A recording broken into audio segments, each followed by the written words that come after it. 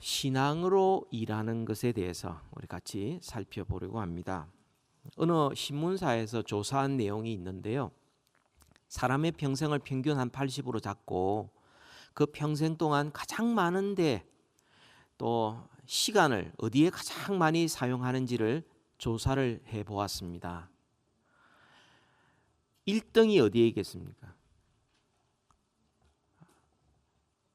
1등이 일하는 겁니다. 26년. 2등은요. 잠자는 겁니다. 25년. 그러니까 26년, 25년 합해보면 우리 일생에서 약 64%가 일하거나 자거나 둘 중에 하나로 보낸다는 겁니다. 사실 인생은 일하기 위해서 자고 자기 위해서 일하고 그게 일생인 것 같아요. 자고 나면 일해야 되고 일하고 나면 자야 되고 그 인생을 다 보내는 것 같습니다. 그 외에 3위가 뭐냐면 TV를 보는 시간이래요. 10년간을 본답니다. 식사를 6년 동안 하고요.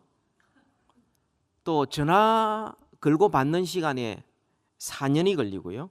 화장실에 앉아있는 시간이 3년이고 부엌에서는 평균 남녀가 한 2년 정도 보낸답니다. 그것만 해도 25년. 이것만 합해도 인생의 한 96%를 이러고 보내고 있는 거죠. 나머지 4%는 기다리는데 2년, 성질 내는데 2년, 또 이성을 바라보는 시간이 남녀가 조금 차이 납니다. 남자는 1년 동안 바라보고 여자는 6개월만 바라본대요. 화장하는 시간도 남자는 46일이고 여자는 136일이라고 합니다. 사람마다 좀 차이가 있겠지요. 근데 우리가 주목해야 될 점은 대부분의 우리의 인생의 가장 중요한 가장 많은 시간을 일하거나 잠자거나 여기에 시간을 보낸다는 사실이에요. 대부분의 시간을 이렇게 일하거나 잠자는데 이렇게 보내고 있는데 그것도 가장 큰 우리 인생의 일하는 시간입니다. 이게 이제 직장을 다니거나 혹은 사업을 하거나 혹은 파트타임 하거나 풀타임 하거나 가정에서 일하거나 뭐 은퇴하기 전이나 은퇴하고 난 다음이나 상관이 없어요. 모두가 다 일을 하는데 우리 인생의 26년을 이렇게 가장 많이 보내는데 이 일과 우리의 신앙이 어떤 상관이 있느냐. 만약 그 일하는데 우리의 신앙이 아무런 상관이 없다면 우리는 정말 의미 없는 시간을 보내는 것이죠. 성경은 우리에게 말씀하고 있습니다. 일이라는 것은 우리가 먹고 살기 위한 방편만이 아니라 가장 중요한 것은 하나님과 사람을 섬기는 기회다. 그것이 성경이 우리에게 가르치는 일의 가치인 것입니다. 지난주에는 종들아 그래서 5절부터 8절까지를 우리가 생각을 해보았습니다. 여러분 기억나십니까? 종들아 두 가지 어떤 태도를 가져야 된다고요? 윗사람을 공경하는 태도, 그죠? 또한 맡은 일에 전심전력하는 마음, 기억나시죠? 네. 그래서 지난 주일날 설교를 듣고 난 다음 한 주간 동안 사람들의 이야기를 이렇게 들으면서 이런 이야기들을 듣게 되었습니다. 전에는 이 직장에 가서 제 개인적인 일을 하는 시간 뭐 이렇게 좀 있었는데 그걸 모든 일을 죽게 한다고 생각하고 주님이 알고 계신다고 생각하니까 그 시간만큼 회사를 위해서 내가 더 일해야 되겠다 이런 마음을 가졌답니다. 이런 사람에 대해서 제가 할 수 있는 말이 뭡니까? 참 잘했습니다. 한번 따라해 봅시다. 참 잘했습니다.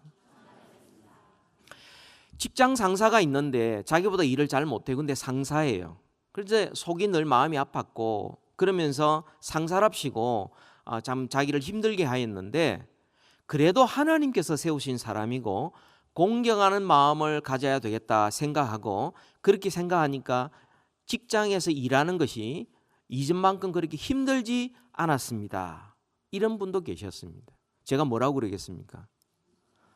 옆에 있는 분에게 한번 합시다. 참 잘했습니다. 그동안 일을 하면서도 맨날 주급, 월급 받는 것에만 관심이 있고 그러다 보니까 일이 너무 힘들었는데 진짜 상급은 이 땅에서 받는 것이 아니라 하나님 앞에 가서 하나님께서 주시는 것이 진짜 상급인 줄 알고 내가 최선을 다하게 되었습니다. 이런 분도 계셨고요. 또 어떤 분들은 내가 가정에서 지금 아이 때문에 어쩔 수 없이 있다 보니까 또 형편이 그렇다 보니까 가정에서만 머물게 되어서 좀 답답했고 남들은 좀 앞서가는 것 같고 난 뒤처는 것 같았는데 가정에서 하는 이런 사소한 일들도 죽게 하듯이 하고 주님이 나에게 맡기신 일이면 이게 거룩한 일이라는 것을 알게 되었다는 그런 분도 계셨습니다. 제가 뭐라고 그러겠어요? 우리 곁에 있는 분에게 한 번 더 이야기합시다. 참 잘했습니다. 참 잘했었어요.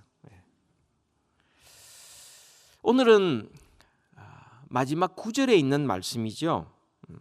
상전들에게 주는 말씀입니다. 현대에는 종과 상전의 이런 불평등한 그런 제도는 공식적으로는 더 이상 존재하지 않습니다.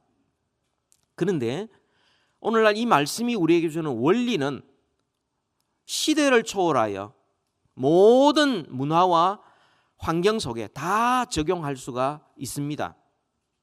종과 상전과 같이 고용인과 피고용인, 또 사주와 노동자, 주인과 직원, 상사와 부하, 이런 것들은 얼마든지 적용이 가능한 것이죠. 여러분, 우리가 항상 종이 되라는 법도 없고 항상 상전이라는 법도 없어요. 내가 누구를 위하여 일을 해야 된다, 그건 종의 입장이에요. 누군가가 나를 위하여 일하는 사람이 있다면 내가 상전의 입장이에요. 내가 조그마한 가게에서 직원을 몇 명 두고 있을 때 내가 상전이지만 고객을 만났을 때는 입장이 또 바뀌어지게 되고 내가 어떤 납품하는 더 회사에 만났을 때는 또 상전과 종의 관계가 또 달라지는 것이죠. 그래서 상전들에게 주시는 말씀, 종에게 주시는 말씀, 이 둘을 우리는 다 알고 있어야 됩니다. 하나만 알고 있어서도 안 되는 것이에요. 오늘 이 상전들에게 주는, 윗사람에게 주는, 사장에게 주는, 상관에게 주는, 고용인에게 주는, 사주에게 주는 그런 말씀 우리 같이 한번 살펴볼 텐데요. 우리 9절을 다 같이 함께 다시 한번 읽도록 합니다. 시작. 들아 너희도 그들에게 이와 같이 하고 위협을 그치라. 이는 그들과 너희의 상전이 하늘에 계시고 그에게는 사람을 외모로 취하는 일이 없는 줄 너희가 알미라. 상전들에게 주시는 하나님의 말씀 두 가지입니다. 첫 번째 명령이 있고 두 번째 금지가 있습니다. 하라, 하지 마라. 그리고 이어서 왜냐하면 바로 이런 이유 때문이다. 그렇게 말씀을 합니다. 먼저 우리가 첫 번째로 알아야 될 것은 우리에게 적극적인 교훈, 하라라고 명령하는 것이 있습니다. 그것은 너희도 그들에게 이와 같이 하라. 상전들은, 윗사람은 아래 사람들에게, 직원에게 이와 같이 하라. 이와 같이 하라. 무슨 말씀입니까? 여기는 두 가지 의미가 있어요. 이와 같이 하라 라는 말은 첫 번째, 상호 윤리가 있습니다. 종이 상전에게 하듯이 상전도 종에게 하라. 상호 윤리를 강조하고 있습니다. 쉽게 말하면 종이 주인을 대접하듯이 주인도 종을 대접하라. 그런 말씀이에요. 여러분, 이것은 굉장히 파격적인 말입니다. 이게 놀라운 말이에요. 이해는 됩니다만 쉽게 받아들이는 것은 쉽지가 않습니다. 이것은 세상의 방법과 너무나 정반대이기 때문에 그렇습니다. 이 말씀을 받아보면 이 주인이 종에게 윗사람이 아랫사람을 그렇게 하라, 이 말을 딱 들으면 우리는 이런 생각부터 들 수가 있습니다. 부작용이 생길 수가 있다. 위계 질서가 무너질 수 있다. 이런 조직 속에는 윗사람이 아랫사람에게 지시해도 안 먹혀 들어간다. 직원이라는 것은 너무나 단순하고 목적이 딱 하나이기 때문에 주인만큼 관심도 없다. 그러니까 한 번씩 정신을 바짝 차리도록 그렇게 한 번씩 혼을 내든가 본때를 한 번씩 보여줘야 일이 된다. 이런 생각할 수 있다는 거예요. 또 주인이 종을 그렇게 잘 대해주면 직원이 제대로 일 못한다. 그럼 누구 손해냐? 이런 생각을 할 수가 있지요. 이 상호윤리라는 것은 하나님께서 우리에게 늘 말씀하신 대로 너희가 대접받고자 하는 대로 남을 대접하라 라는 말씀과 동일합니다. 우리가 주인이고 사장이고 또 상사고 윗사람이지만 내가 종이라면, 내가 아랫사람이라면, 내가 직원이라면 내가 어떻게 대우를 받을까, 어떻게 대접받으면 좋을까 라는 그런 자세를 항상 생각하면서 그 사람의 입장에서 한번 생각해보고 판단해보면 그 사람은 어떻게 대해야 될지를 알 수가 있다 하는 것이죠. 여러분, 아랫사람이 어떤 대접을 받기를 원합니까? 직원이 받기를 원하는 소원이 어떤 겁니까? 거창한 것 아닙니다. 자기가 주인이 되고 싶은 그런 거 사실 없어요. 지극히 기본적인 상식 그리고 정의의 문제에 관련되어 있습니다. 여러분, 아랫사람이 혹은 직원이 혹은 피고용인이 부하가 원하는 것은 단순해요. 한 두 가지로 모아질 수가 있는데 일한 대로 보상받기를 원합니다. 그러니까 상벌 체계가 공평하기를 원하는 거죠. 일 못하면 못한 대우를 받고 내가 열심히 노력하면 노력한 만큼 받기를 원하는 이 공평 정의의 문제, 이 상벌의 체계가 뚜렷하기를 원하는 거죠. 일 안 하고 더 많이 받는다든지 일 못하는데 계속 살아남다든지 이런 식으로 되면 그때부터 상전이 종을 이와 같이 하는 것은 결코 아닌 것이죠. 또 하나는 단순합니다. 그냥 인격적으로 대우받기를 원하는 겁니다. 함부로 무시하거나 반말 틱틱 한다든지 또 그 사람에 대해서 함부로 대하는 이런 것들, 한국 사람들이 좀 그런 게 있어요. 맨 처음에 나이로 밉니다.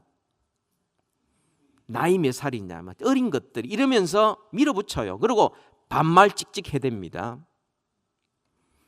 우리의 반말을 당연히 들어야 될 그런 사람은 이 세상에 존재하지 않습니다. 우리 교회에서는 모든 사람에 대하여 존칭어를 쓰기를 바랍니다.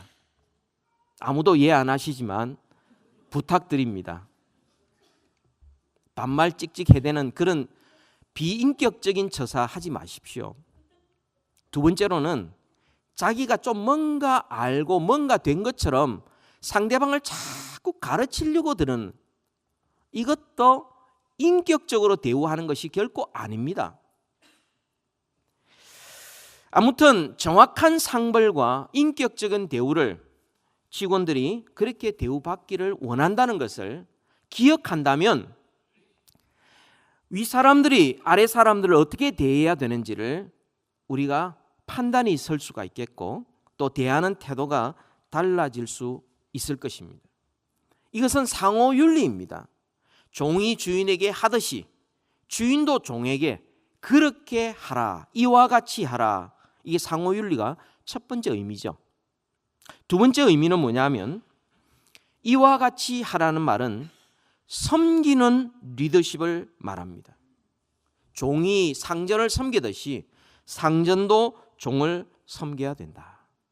여러분, 이것도 받아들이기가 쉽지가 않아요. 현실적으로 이것은 다르기 때문에 그렇습니다. 아니, 윗사람은 윗사람, 아랫사람은 아랫사람 아닙니까? 어떻게 같을 수가 있습니까? 아랫사람을 돈을 주고 혹은 기회를 주고 자리를 주고 그래서 그 사람이 섬기도록 한다는 것, 그거로 충분한데 어떻게 주인된 내가, 어떻게 윗사람인 내가 아랫사람을 내가 섬길 수 있느냐, 이렇게 생각할 수가 있습니다. 여러분, 윗사람이 아랫사람을 섬기고 아랫사람을 윗사람을 섬기는 이 상호 섬기는 섬김의 리더십은 하늘나라의 원리고 예수님께서 우리에게 보여주신 리더십이에요. 우리 성경 한번 찾아볼까요? 마태복음 20장입니다.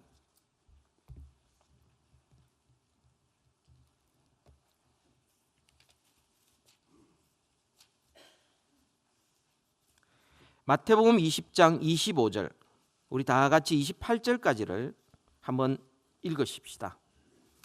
마태복음 20장 25절부터 28절까지 다 같이 한번 읽습니다. 25절 시작.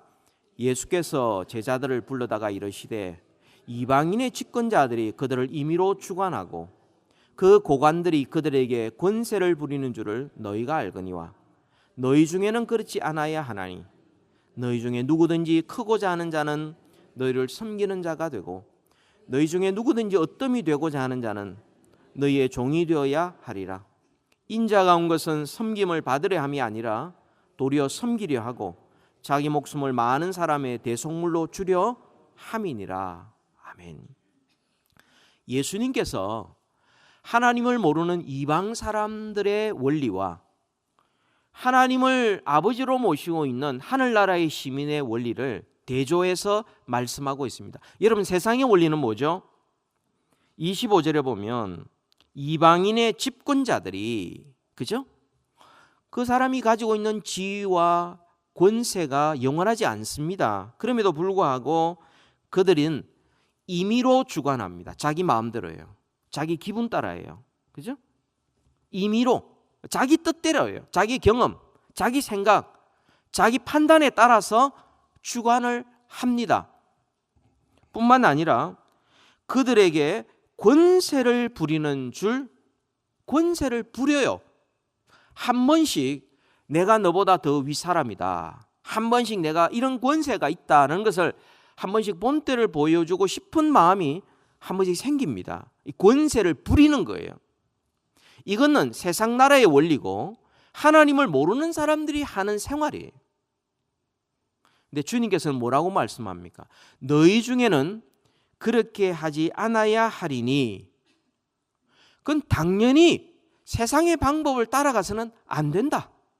어떻게 말씀합니까? 26절, 27절. 크고자 하는 자 섬기는 자 되고 으뜸이 되고자 하는 자 종이 되고. 여러분, 예수님보다 더 크신 분이 어디에 있습니까? 예수님보다 더 으뜸이 되신 분이 어디에 있습니까? 근데 그분께서 이 땅에 섬기러 오셨어요. 종의 형체를 가지셨습니다.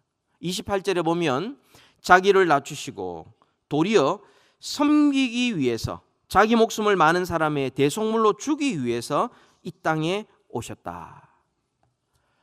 여러분, 우리가 다른 사람을 섬기는 것은 예수님을 닮아가는 것이고 이것이야말로 하나님 나라에서 가장 크고 으뜸이 되는 길이다, 이렇게 말씀을 합니다. 왜 그래야 되죠?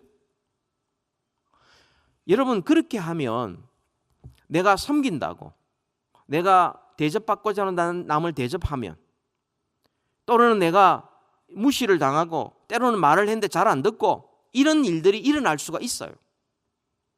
말이 안 될 수도 있고 반항할 수도 있고, 그래도 주님은 우리에게 섬기라 이렇게 말씀하세요. 왜 그렇습니까? 오늘 본문으로 다시 돌아오시면 9절 말씀에 그 이유를 우리에게 말씀해 주고 있죠. 첫 번째, 그들과 너희의 상전이 하늘에 계십니다.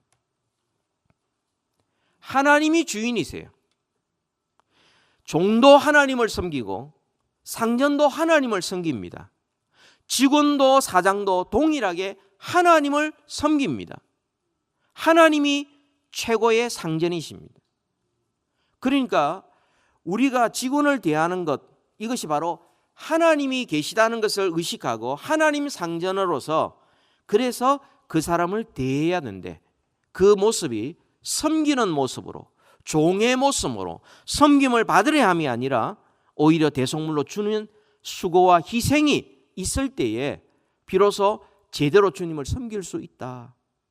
뿐만 아니라 하늘에 계신 그 상전은 사람을 외모로 취하는 일이 없는 줄 압니다. 종이라고 평가 기준이 다르고 소홀히 대하고, 상전이라고 하늘에서 하나님께서 그 사람을 다른 평가하는 그런 법은 없다 하는 것이에요. 종으로서, 상전으로서 하나님 앞에서 그가 어떻게 살아왔는지, 이게 하나님께서 일한 대로 갚으시는 원리다, 이렇게 말씀을 합니다. 이렇게 살아가면요, 처음에는 힘이 들 수 있습니다. 사람들이 무시할 수 있어요. 호구로 여길 수가 있습니다. 그런데 권세 있는 자가, 얼마든지 자기의 힘을 과시할 수 있는 자가 오히려 상대방 입장을 배려해주고 오히려 섬기는 자세를 가질 때에 여기에서 감동이 있고 여기에서 선한 영향이 나타나고, 바로 그리할 때에 하나님의 나라가 어떤 나라인지를 그들에게 비로소 증거할 수 있는 것입니다. 그래서 주님께서 종들에게도 상전에게도 각각 그가 하늘에 계신 상전에게 충성하고 맡겨진 일에 충성하고 섬김의 그 모든 걸 통하여 종도 예수님을 닮고 주인도 예수님을 닮도록 그렇게 주님이 말씀하고 있는 것입니다. 근데 여러분, 여기 한 가지 문제가 있어요. 이런 일이 벌어지면 현실적으로 문제가 나타납니다. 믿는 사람이고 선한 의도를 가지고 섬김의 리더십을 가지고 대접받고자 하는 남을 대접하는데 그것을 악용하는 직원이 있어요. 그 틈을 타서 자기의 유익만 살살 골라서 그 상전을 이용해 먹는 그런 직원이 있습니다. 어떡하죠? 어처구니가 없습니다. 요즘 뭐 그런 노래가 유행합니다. 난감하네 뭐 이런 노래가 있습니다. 그렇게 이용해 먹는 직원들은 어떡하죠? 실제로 한국의 어느 교회에서 일어난 일입니다. 그 교회에 장로님이 사업을 하시는데 그 교회 직원을 채용을 했어요. 그래서 선한 의도로 기회도 주고 또 이렇게 했는데 이 직원이요, 일을 성실히 하지 않는 겁니다. 살살 눈치만 보고요. 그리고 회사가 뭐 이렇게 해야 될 일이 있으면은 잘 빠져요. 근데 자기 혼자 신앙이 제일 좋은 것 같아요. 근데 교회 오면은 믿음이 제일 좋은 사람으로 인정을 받는 거예요. 회사에 일이 있고 일을 해야 되는데 구역 예배가 있다고 가야 된대요. 모임이 있다고 가야 된대요. 뭐 봉사할 일이 있어서 가야 된대요. 그러니까 그걸 막아버리면 꼭 자기가 하나님의 일을 회방하는 것 같은 느낌이 들어서 그렇게 못하고 좀 성실하게 일을 해줬으면 좋겠는데 맨날 하나님 일이다 그러고 뭐 하나님 섬긴다 그러고 하나님 은혜 주셨다고만 이야기를 하는데 회사 생활을 하는 걸 보면은 불신자보다 일을 더 안 하는 겁니다. 실제로 이런 일들이 우리 현실에서 많이 일어날 수가 있습니다. 믿는 사람이 믿는 사람을 채용하고, 그죠? 또 그 회사가 믿는 사람이기에 또 가서 일을 하는데 서로 보는 눈이 다 다른 거예요. 이런 경우에 우리에게 주신 하나님의 말씀이 있습니다. 우리 성경 한번 찾아볼까요? 디모데전서 6장 2절에 있는 말씀입니다.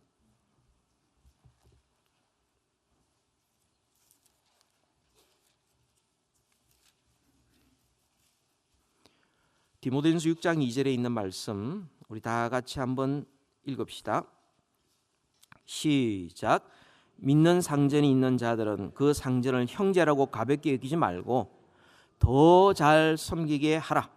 이는 유익을 받는 자들이 믿는 자요 사랑을 받는 자임이라. 너희는 이것들을 가르치고 권하라. 믿는 상전이 있는 자 얼마나 복됩니까? 같은 방향을 바라보고 같은 목적을 향하여 같은 비전을 가지고 같이 나갈 수 있는 그런 상전이 있다는 게 얼마나 복입니까? 그런데 현실적으로는 우리의 죄악이, 우리의 본성이 어떻게 나타나느냐 하면 그 상전을 형제라고 가볍게 여기는 일들이 나타나요. 그래서 그 일터에서 열심히 일 안 하는 일들이 현상이 나타날 수 있다 하는 것입니다. 이 정도는 뭐 이해해 주겠지 뭐 이런 자세. 직장은 직장에서 내가 해야 될 책임이 있는데 그것조차도 교회하고 연관시키는 이런 것들. 그래서 저는 어떤 분들에게 이렇게 이야기합니다. 직장에서는 절대 장로님, 집사님, 권사님 이런 말 하지 마십시오. 거기가 교회입니까? 교회에 오면은 그런 직분을 불러야 돼요. 교회 안에서는 누나, 형님, 오빠 이거 없어져야 돼요. 누구한테는 오빠, 누구한테는 뭐 언니 이러고 누구한테는 집사님 이러면요 차별하는 거예요. 직분이 있지 않습니까? 안 되면 형제요 자매요 있지 않습니까? 그렇게 해야 돼요. 그런데 회사에 가가지고도 뭐 장로님, 권사님, 집사님 이러고 있으면요 사람이 매몰차게 못합니다. 누구 손해예요? 다 손해예요. 다 손해. 믿는 상전이 있는 자들은 그 상전을 형제라고 가볍게 여기지 말고 더 잘 섬기게 하라. 더 잘해야 돼요. 왜냐하면 유익을 받는 자들이 믿는 자요 사랑을 받는 자임이라. 서로 상호 유익이 있다. 너는 이것들을 가르치고 권해라. 만약 이것대로 행하지 않으면 하나님께 불순종하는 죄를 범하고 가르치고 권했음에도 불구하고 여전히 회사 일에 충성하지 않고 믿는답시고 그렇게 눈가림만 하고 사람을 기쁘게 하고 그저 그렇게 한다면 그것은 나중에 불신자와 같은 상태가 되는 겁니다. 아무튼 윗사람이 믿는 사람이라고 그의 선한 의도와 태도를 이용하지 말고 우리는 그 사람을 공경하고 그 윗사람이 맡겨진 것 충성을 다하고 전심전력하고 탁월하게 하고 또 윗사람은 윗사람이라고 아랫사람을 함부로 대하지 말고 입장 바꿔서 한번 생각해보고 그리고 그 사람이 정말 하나님을 따라갈 수 있도록 그렇게 해서 섬기는 리더십을 발휘해야 된다. 우리의 신앙은 주일날 교회에서만 필요한 것이 아니라 주중에도 우리의 일하는 일터와 직장과 이 모든 곳, 가정에서도 우리의 신앙은 반드시 필요한 것입니다. 우리의 신앙은 주인을 대할 때에도 필요할 뿐만 아니라 종업원을 대할 때에도 신앙이 필요한 거예요. 왜냐하면 그 모든 것의 주인은 하나님이시고 우리의 모든 상급은 하나님으로부터 받을 것이기 때문에 그렇습니다. 여러분 두 번째로 먼저 하라는 이와 같이 하라는 말씀이 있었고 그 다음에는 하지 말라는 금지의 명령이 있습니다. 그게 뭐냐면 위협을 그치라. 개역 한글에서는 공갈을 그치라 이렇게 말합니다. 여러분 위협과 공갈 그게 어떤 겁니까? 쉽게 말하면 법적으로는 여러분 공갈죄라는 것이 있습니다. 어떤 제3자에게 자기의 유익을 위해서 그 사람을 위협하거나 협박을 통해서 자기 유익을 챙겨가는 것을 공갈이라 이렇게 말을 합니다. 공갈과 위협, 윗사람이 있으면 그 일을 행하기가 쉽습니다. 너 이런 식으로 하면은 월급 깎아. 이런 식으로 하면은 뭐 이렇게 하면서 실제로 행하는 것이 아니라 더 많이 뽑아내기 위해서 공갈과 협박을 할 그런 유혹들이 있습니다. 여러분 왜 이 위협, 그치라고 말씀하시는가? 당장은 눈앞에 어떤 성과를 위해서 다 그쳐서 결과를 내는 것이 좋은 것처럼 보이지만 결과가 별로 좋지 않아요. 그러면 직원이 하나님을 주인으로 섬기게 하지 않고 사람을 기쁘게 하는 눈치를 보게 만들고 눈가림만 하게 되고요. 그 다음에 주눅이 들어서 정말 창의적으로 자기 일을 열심히 하지 않고 딱 지시한 것만 행하도록 수동적인 사람으로 자꾸 만들어버릴 수가 있기 때문에 그렇습니다. 무엇보다도 우리가 왜 아래 사람에게 위협을 거쳐야 되느냐 하면 그것은 우리에게는 상전이 있기 때문에 그렇고 또 하나님께서는 사람을 외모로 취하는 법이 없고 그렇게 해도 된다는 것이 아니라 하나님은 그 모든 것을 보고 알고 계시면서 하나님이 평가하신다는 거죠. 하늘나라의 시민은 그렇게 해서는 안 된다 이렇게 말씀을 합니다. 여러분 우리는 어떻습니까? 혹시나 내가 데리고 있는 직원들이나 함께 일하는 사람들한테 은근히 협박하거나 혹은 드러내놓고 위협하고 있지는 않습니까? 또 어떤 일이 잘 되기 위해서 내가 개인적인 감정이 개입되지 않습니까? 막 화를 낸다든지 짜증낸다든지 실제로 그렇게 안 해도 되는데 자기의 어떤 그 일을 이루어내기 위해서 일부러 막 더 폭발하고 더 화를 내고 막 이러면서 막 몰아가고 있지는 않습니까? 아래 사람도 하나님이 맡기신 사람이기 때문에 하나님의 마음을 가지고 그 사람을 대해야 되고요. 필요하면 경고도 해야 되고 필요하면 해고도 하고 필요하면 내보내야 되겠지만 그러나 함께 있는 동안에는 그 사람을 개인의 감정대로 대하지 아니하고 협박하지 아니하고 그 사람을 인격적으로 대하고 그 사람의 입장에서 생각해 보는 것이 필요합니다. 여러분 제가 길지 않는 목회 기간 동안에 목회하면서 제일 어려운 게 뭔 줄 아십니까?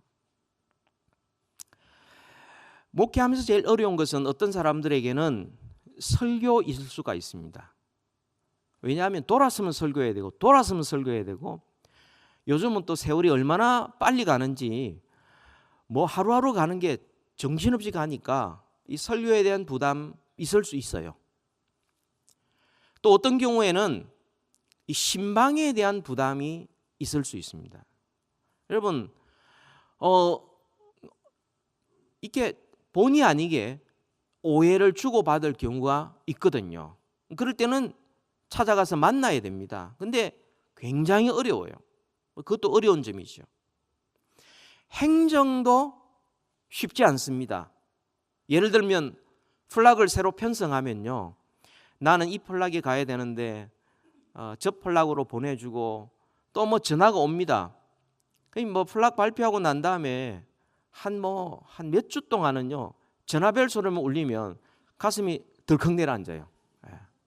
그것도 어려워요. 행정도 쉽지 않습니다. 왜냐하면 기대치가 다 다르기 때문에 그 교통 정리하는 게 쉽지가 않아요. 나중에는 뭐 협박까지 해요. 저한테. 근데 목회하면서 제일 힘든 것은 부교역자와 사역자들입니다. 정말 하나님 앞에서 바른 전심전력으로 충성하고 공경하는 마음으로 자기 일을 감당하면 얼마나 좋겠습니까? 근데 실상은 자기 유익을 따라서 사람에게 눈가림만 하는 그런 경우가 있습니다. 여러분, 저는 지금 우리 교회 부교육자 이야기하는 것 결코 아닙니다. 만약 그런 부교육자 있으면 제가 이 말을 못하지요. 지금 있는 사역자들, 부교육자들 정말 충성스럽게 자기 맡은 일을 잘하고 계십니다. 정말 존경스러울 정도로 자랑할 만한 그런 좋은 사역자들, 부교육자들이 있습니다. 제가 지금 말씀드리는 것은 저의 어떤 경험들을 말씀드리는 것입니다. 정말 실망스러운데, 그런데 눈가림만 하는 거예요. 그 중심이 사람에게만 보이는 거고 또 자기의 유익만 찾고 있는 이런 사람은 교회의 책임자요, 또 전체의 유익을 위해서 저 혼자 결정해야 될 때가 있습니다. 그걸 다 말을 못 드려요. 그때 정말 외롭습니다. 왜냐하면 사람은요 다 약자 동정이거든요. 저도 약한데 그 상대방을 굉장히 동정하는 뜻이 이야기를 해요. 그러면 일 자체가 그르치게 되는 거예요. 또 본인은 자기 잘못은 하나도 이야기 안 합니다. 죄송합니다. 제가 그래서 그렇습니다. 절대 이야기하는 법이 없어요. 다 자기 자신을 피해자인 것처럼 코스프레를 합니다. 그러면 그 상황에 제가 가만히 있어버리면 저는 아무 상관이 없이 좋은 사람이 되어버립니다. 가만히 있어버리면. 그러나 교회와 전체 유익을 위해서 가만히 있을 수가 없어요. 그러면 제가 그 일을 결단하는데 그 사람의 있는 것들을 다 펼쳐버리면 그 사람은 나쁜 사람이 되는데 저는 그런 대로 괜찮은 사람으로 남아있게 됩니다. 그 사람이 얼마나 힘들겠어요. 외롭습니다. 제가 말을 못합니다. 지나온 사람들을 제가 경험하면서 그 중에서는 이단들도 있었습니다. 그 중에서는 가정에 심각한 문제 있는 분도 있었습니다. 그 중에서는 범죄자들도 있었습니다. 저는 그런 이야기를 할 수가 없습니다. 누가 어떻다라고 다 까불리고 싶은 마음이 막 이렇게 오지만 그런 말 할 수 없습니다. 부득이하게 결정해야 되고 하늘에 상전이 계시기 때문에 최소한의 피해를 감수하면서 결단해야 될 때가 있습니다. 떠날 때는 힘이 듭니다. 근데요, 시간이 지나고 난 다음 관계가 회복되고 오히려 더 신뢰가 쌓이는 그런 분들도 계셨습니다. 그런데 그 길로 영원히 떠나버린 분도 계십니다. 얼마나 힘들겠습니까? 그래서 저에게 지혜와 분별이 필요합니다. 여러분 기도해 주십시오. 윗사람이 된다는 것이, 사장이 된다는 것이, 책임 있는 자리에 있다는 것이 만만하지 않습니다. 우리는 흔히 그 나타나는 것만 보고서 그 사람을 판단하고 막 이야기를 하지만요, 그 배후에 말할 수 없는, 그 끙끙 앓아야 될 잠 못 이루는 이런 시간들이 얼마나 많이 있는지 모릅니다. 성경은 우리에게 분명히 가르쳐 줍니다. 신앙으로 우리가 일터에서 일하는 법이 있습니다. 아래 사람들에게는 이렇게 말씀합니다. 위 사람을 공경하고 맡은 일에 전심전력하고 하나님 앞에서 충성하고 상급은 하나님 앞에 받는 것이다. 아래 사람들에게, 위 사람들에게 이렇게 말씀을 합니다. 너희들도 다른 사람을 입장을 헤아리고 섬기는 리더십을 발휘하여서 하늘에 상전이 있는 줄 알고 상급도 하늘에서 받는 것이다. 분명하게 말씀하고 있습니다. 여러분, 일터의 주인은 예수님이십니다. 우리 일터는 예수님이 주인인 것을 증거하는 자리가 되어야 합니다. 우리가 누구를 섬기느냐, 무엇 때문에 섬기느냐, 왜 그 일을 하느냐, 예수님이 주인이기 때문에. 그렇게 할 때에 우리가 먹든지 마시든지 무엇을 하든지 우리가 다 하나님의 영광을 위하여 할 수 있는 것입니다.